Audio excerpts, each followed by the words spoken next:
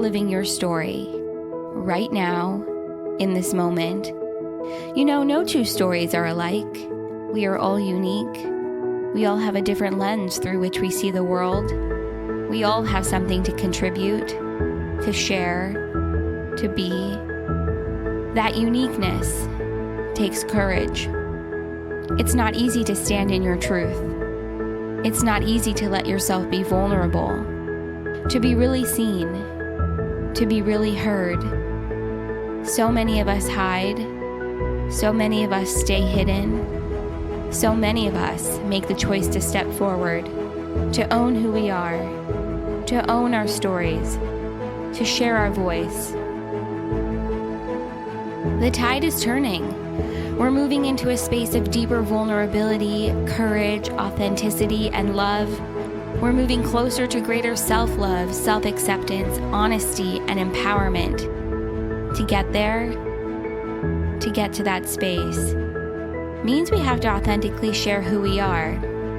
It means we have to authentically show up as our true selves. The magic is in sharing who you are. The magic is in sharing your story. That's where this series comes in. Own your voice. Love yourself. Stay true to your story. Dive deep into your vulnerability. Shine in your authenticity.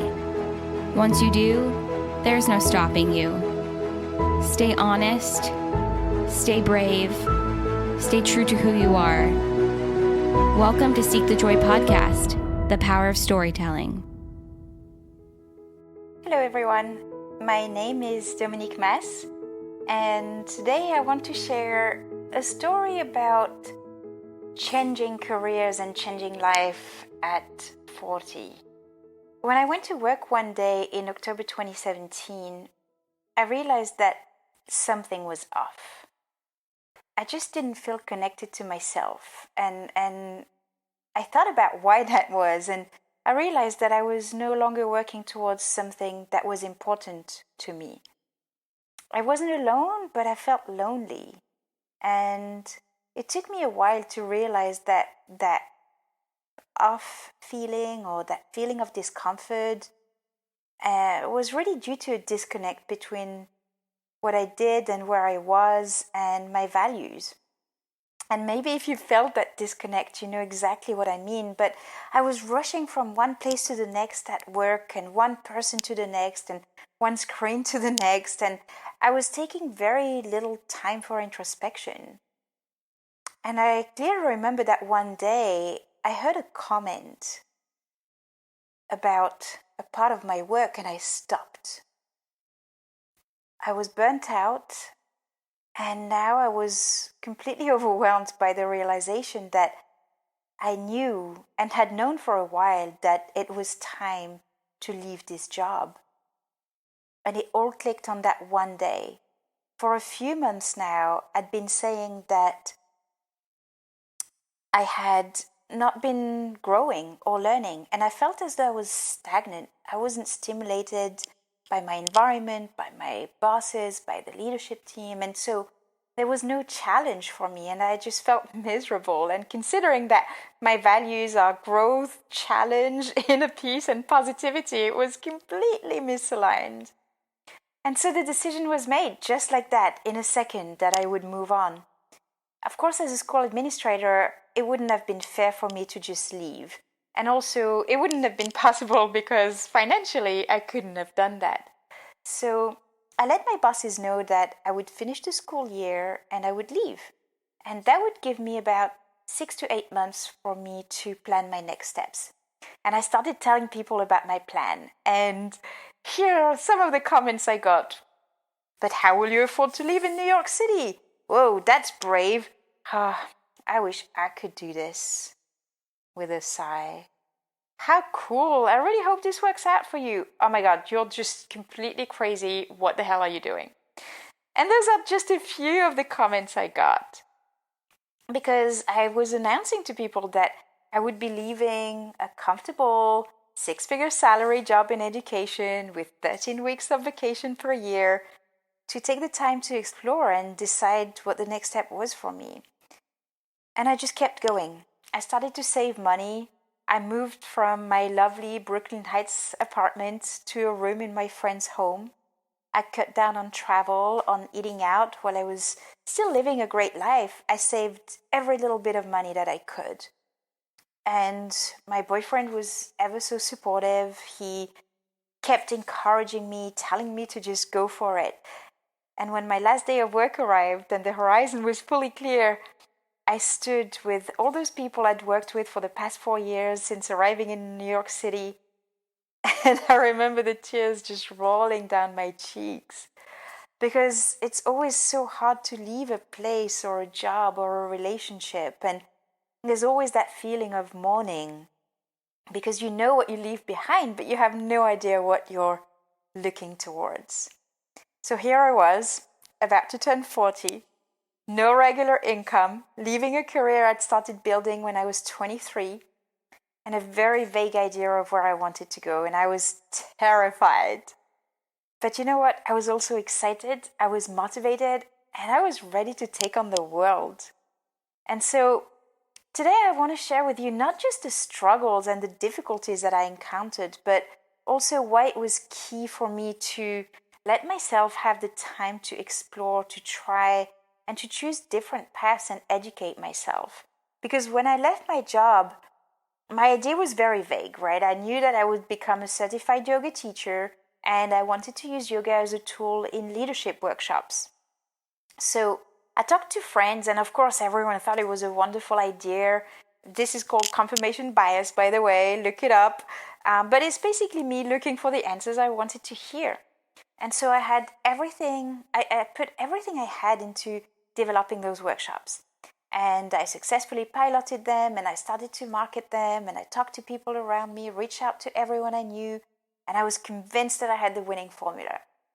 I started my executive coach training with the Neuro Leadership Institute. Everything was going awesome. Except that I was really starting to discover that actually teaching yoga asanas or poses and including them in the workshop was actually not something I loved. And can I just say, ouch, like that was such a slap in the face, because I'd invested so much, not only money, but also time in my yoga certification. I'd spent, the whole summer practice teaching, and so I had to love it, right? But I didn't. And so one day I remembered saying to my friend Christina that actually, while yoga was an intrinsic part of me, I didn't, in fact, love teaching it. And while articulating that was a liberating thing to say, there is such a thing as sunk cost fallacy, and I was torn. I'd spent so much time marketing and talking about those workshops, and I just felt like I had to keep going. But the reality of it is this: I did not have to do anything, and it took me a while to understand it. So as I talked to others and I reflected and I was coached around this, I started to change my mindset. And I started to not only recognize, but also really accept that it was okay for me to move on and let go of this idea, even though I had spent that much time working on it. And so I started focusing on the things that made me happy. And coaching and leading small group workshops was really something that just I thrived on. I remember designing those workshops and feeling so good about myself. And the moment that I realized this, and when I let myself go and just really be with what I loved, is when Lead with a Twist, my company, started to truly blossom. And so I kept some aspects of yoga that resonated more with me, things like yoga nidra, the breathing, meditation. And at the same time, I started new ideas. I started exploring, working with a coach, talking to everyone and anyone to learn and grow. And having worked in education my whole life, of course, I had been sheltered, and I knew nothing about running a business, or in fact, I knew nothing about the real world outside of a school. But I started to open up to all opportunities that would come my way. I went to networking events, I took webinars, I read everything. I joined an incredible network of women called Dreamers and Doers who supported me, who rooted for me, who shared and helped me along the way. And all of this stimulation just gave me wings. And I was suddenly really exploring. I was learning, I was educating myself, and this is where the magic happened. And this is when everything fell into place. And I felt that I was truly free and authentic to myself. And today, I all I can say is that I'm in a wonderful place. I have just enough structure and just enough freedom to explore.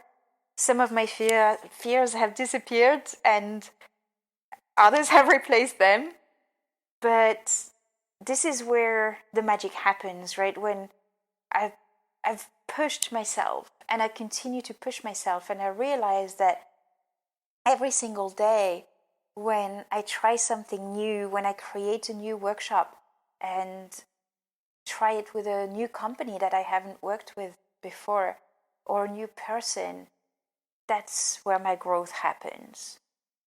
And so what I can say is that during this whole year, I worked tirelessly. I tried, I failed, I tried, I failed again. I organized workshops that no one came to. I rented spaces for nothing. I spent money, I spent energy planning for nothing. And I got great positive feedback and concrete, constructive feedback. I reflected on it all. I reflected on my failures. And I'm going to put that in quotation marks because I like to think that nothing is a failure, right? It's just an idea that didn't work. But as I said, I took every opportunity I had to educate myself. And I learned so much, and I learned to ask for help reluctantly, I have to say. I'm still working on that one. I learned to put myself out there. I learned to own that I'm a coach, that I'm a workshop leader, designer, facilitator. I learned to trust that I am an individual and that I shouldn't try to do what others do. I learned to say no, set boundaries. I learned that it's okay to say that I couldn't afford to go out to dinner because I had no salary coming in. And I could list so many more things about what I learned.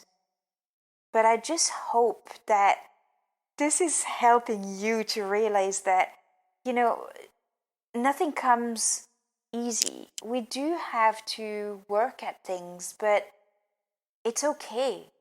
That's when we change, and that's when we grow. And so many of my fears were based on what others might think, right? I might disappoint others. But my own fulfillment comes from knowing that I'm being authentic to myself. And so I want to go back to those values I mentioned at the beginning of this story. And I use them every single day to help guide all of my decisions. And through them, I know that I'm actually fulfilling my purpose of helping others, of supporting others own their own story. And there's so much satisfaction in that. So I want to leave you with this quote by Dr. Seuss, because I think it's just the most wonderful words that anyone could have ever written. You have brains in your head and feet in your shoes. You can steer yourself any direction you choose. So I hope that you'll contact me. I'd love to hear your story in return. And I hope that this was helpful for you if you're thinking about changing your career, changing your life. And even if you're 40, 50, 60, it doesn't matter. You can do this. What I have learned from sharing my story is that it's so important to reflect and realize our common humanity. As I prepared this, I could think of so many others whose stories have inspired me. And with the hindsight, I can see the similarities with my own story. And so I think two things come to mind. The first one is celebrating small achievements, right? Small accomplishments. Because as I went along, it was really hard for me to realize just how much I was actually doing. And so lots of people have said that to me before. Oh, but look back. And really it's when you do look back that you realize. And so the second thing that comes to mind is this idea that our stories are so similar to each other's, right? The feelings, the sensations, and yet we think that they're only happening to us. And so I'm happy to realize that many of my own heroes went through the same things that I went through. And so I hope that it can be inspiring for others as well. My biggest dream, I think, at the moment is creating a big retreat space, maybe in Costa Rica or somewhere nice and warm for sure, near a surf beach, so that people can come to a beautiful spot, be coached, reflect, take care of themselves, and at the same time learn something new, go into the ocean, be in the water and learn to surf. So stay tuned, it's gonna happen.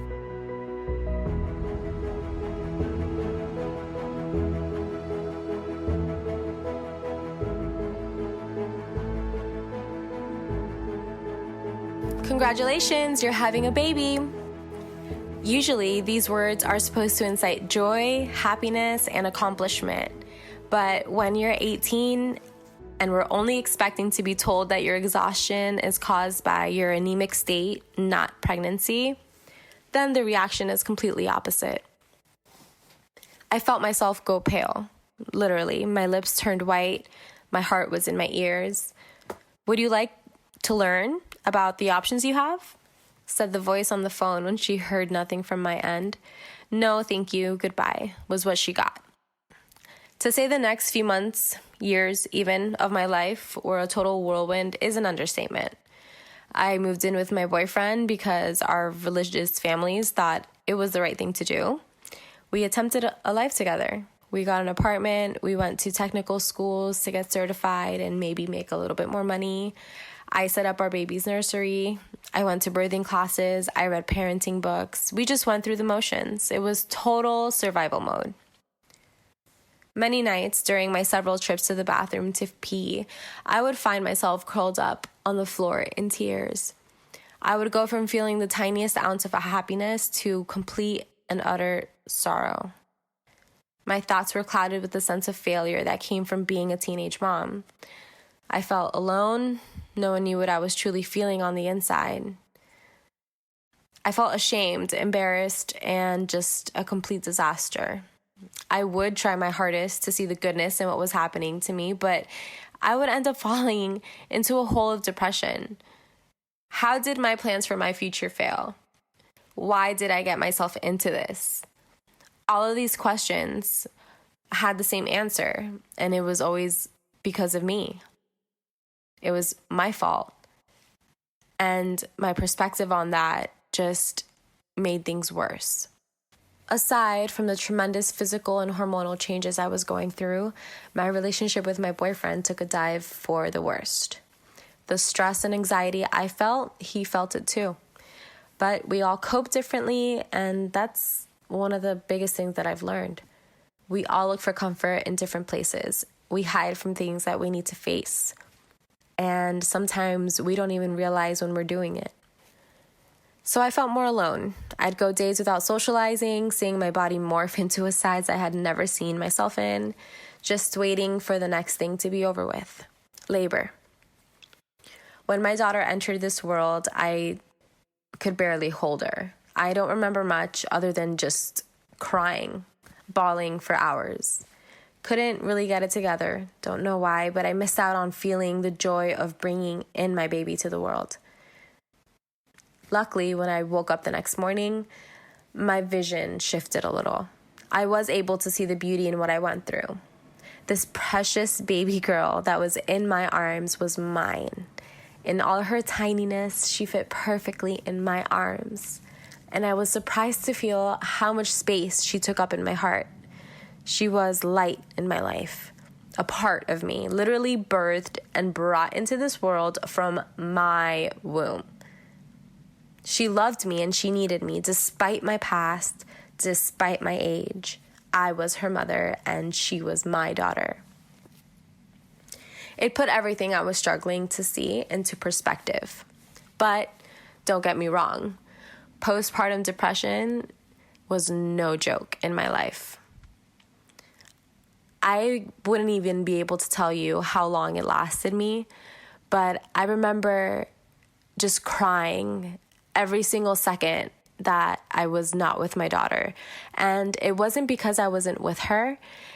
I would just cry for, I don't know. I guess that's just how those types of things happen. I was fine when my daughter was awake. I was able to feed her, change her, play with her, do all the things that a mother does with their baby when she's happy with them.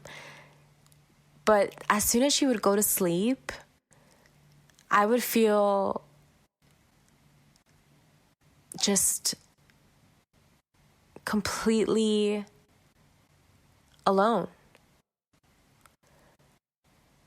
Unless my mom was there, I would just break down, literally, like just break down. Nothing mattered. The world would go black and I would just cry and cry. I vividly remember one time my mom was at my apartment and she had to leave because she had to go to work. I remember begging her to stay. And it was just a very unexplainable moment in terms of not exactly understanding what was going through my head, just knowing what was coming out of my body, just sobs. And it really took a toll on me. So I went to the doctor, but you don't really get a lot of help there other than just a written prescription to some antidepressant drug. I didn't take it because I realized I need to be able to get it together. I need to be able to do what I need to do for my daughter. I realized that the environment that I was having her in my apartment with my boyfriend wasn't ideal. And I guess that's what motivated me to try harder. I ended up leaving. I ended up packing our things and deciding to take on motherhood as a single parent. Never with the intention of removing her from her father, but with the intention of providing her the best quality of parenthood that both he and I can give her. But it wasn't an easy journey. I probably moved 15 times in the span of her first 3 years of life. It was hard for me to find stability. Even though I was being a mother and I was taking care of her, my mind was still not right. I still battled with depression. I battled with a lot of mental setbacks and emotional issues, which made it so much harder for me to find stability and to be able to thrive. It took a lot of falls, a lot of knockdowns, a lot of having to start all over again from zero to make me the person that I am today. I feel like I have such a huge purpose now in my life. And it's not just to be the best mother and provide the best life and example to my daughter, but to support and encourage and motivate others that go through situations like I did. Teenage pregnancy isn't easy. People judge you. People mistreat you. There's a lot of things that teenage moms have to deal with when it comes to the public. Just walking into a grocery store and having everyone looking at you, you feel heavily, heavily judged so much of the time. Also getting out of a toxic relationship. I'm so glad that I have been brought up in a faith that allows me to believe in myself and to believe in a higher power. if it weren't for that, I don't think I would have been able to realize that I can do better. I don't think I would have been able to realize that I could step out of a toxic relationship and be okay. I'm so grateful for everything that I've gone through. And even though it was so rough on me and on my family, and hell, even on my daughter, I feel like it's all for a purpose. And I honestly believe that that purpose is to help and encourage other teenage mothers that are going through this, that they can survive, they can thrive, they can be happy, and they can do it. So if you're a teen mom, hear this. You got this. It won't be easy. You'll make bad decisions, but stay strong. Accept your failures as lessons and work towards your goals. Listen to the people who love you and put thought before making any big decision. Most of all, remember to love yourself. Just because you have a baby doesn't mean your life needs to be put on hold or the world is ending. It doesn't mean that you messed up your life and you failed. No, you just need to adjust and work on doing your best. Don't survive during this time. Own it. Thrive through it. Take charge and pride of your motherhood, because in the end, it really ends up being a magical superpower of yours for the rest of your life. Nurture your baby with love, because they will be your companion forever. Open your eyes and realize that this is a new life for you to make the best out of. So do it. We are women. Women are extraordinary, giving the ability to have birth or give birth. Just having that ability is huge. That's such a responsibility of ours. And no matter if you're 15, no matter if you're 30, no matter if you're 40, we are all able and equipped to do it. So don't be afraid. Believe in yourself. Believe in human nature. Believe in love. Believe in a higher power. But overall, just believe that what's happening to you is what was always meant to happen to you. Take it as a gift and enjoy it. Embrace it. You're going to see how much brighter your days will be, how much more you can thrive, and it'll be the best thing that has ever happened to your life. Enjoy.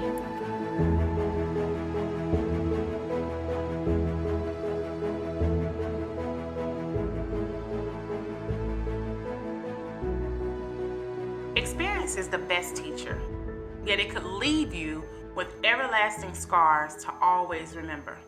Life with a silver spoon is awesome, but in my situation, I was not even privileged to have a bronze spoon to start my life. My life was out of control. I was the Lord, the Alpha and Omega of my own decisions. So I ended up making the wrong decisions that turned me into a mother when I was a teenager. I was just 16, 15 when I got pregnant. Though I was meant to learn from my experience, yet I repeated the same mistake at the age of 18. With the responsibility of taking care of my children in the early age of my life, schooling became a nightmare. I later made it out of high school, but the end, which I have always wanted, became the beginning of a new life for me. I had to do multiple unbelievable jobs to earn a living for myself and give my children a good life. With the trauma of a situation, I have found myself miserable became an understatement for describing me. I became promiscuous due to confusion and lack of direction. Partying and drinking became my only comfort until I met a guy whom I believed I was going to be with forever and be my Messiah to my dying world. I moved from a lady that derives from joy and drinking to a lady suffering from abuse on a large scale in the hands of a man who I thought would be my savior. Without any respect for me, he abused me in the presence of my children. The situation became worse when I got evicted from my house with my children due to inability to pay my rent. I even lost my car. I remember vividly walking outdoors to take my son to school on a very, very cold morning. And I'm looking out in the parking lot to see maybe if I parked in another parking space other than my usual. No car was there. I remember dialing 911 to see maybe if someone had stolen it. And they gave me the news that a local tow truck company had came and taken my car. Despite the situation of things in my life, a positive change came when I decided to surrender and give my life to Christ. I couldn't take it anymore. I often think back and kick myself for making that be my last resort. The good thing is, I know now to never make that my last choice. My life miraculously turned around when I got married to my longtime friend. And my family became a happy family. The family that I always wished for. The family that I could never dream of. However, the effect of the abuse I suffered in the presence of my son resulted in post-traumatic stress and ADHD. But God took control by answering my prayers and the prayers of my family over him. I moved from a homeless mother of 2 children to an assistant vice president at one of the nation's leading financial institutions. I'm also an author, speaker, actress, spokeswoman, and women's empowerment life coach. Whatever is not working is because you have not invited God into it. Give him a chance today, like I did, and your life will never remain the same. Psalms 46:5 states, God is within her, she will not fail. God will help her in the break of day. The Lord has definitely kept his word in my life. I can say the biggest thing that I've learned about myself from sharing my story is that I'm not much different from anybody else. We all have a story. I like to think of my story as a book. We all are equipped with a book, a story. And you may be on the page today with a problem, but the next chapter could possibly hold your solution. My situation may be different from yours, as the dialogue in each of our books may be different. Different lessons, different experiences, different characters, but we all have a story.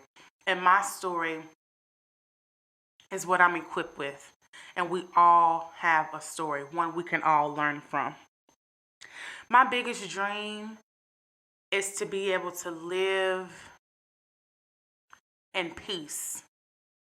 No matter the circumstances, no matter the situation, but to live totally in peace, knowing and trusting that God has the power and God will take care of all of my cares, the desires of my heart, and be able to give that same hope and provide others with the direction so they can also live in peace and harmony within themselves. Thank you. This is Seek the Joy podcast, the power of storytelling. Join us, share your story. For more information and to get involved, visit seekthejoypodcast.com. This series airs the 3rd week of every month, and make sure to join us for Seek the Joy Tuesday. Until then, thank you for your honesty. Thank you for your bravery. Thank you for your joy. Thank you for being here, and thank you for listening.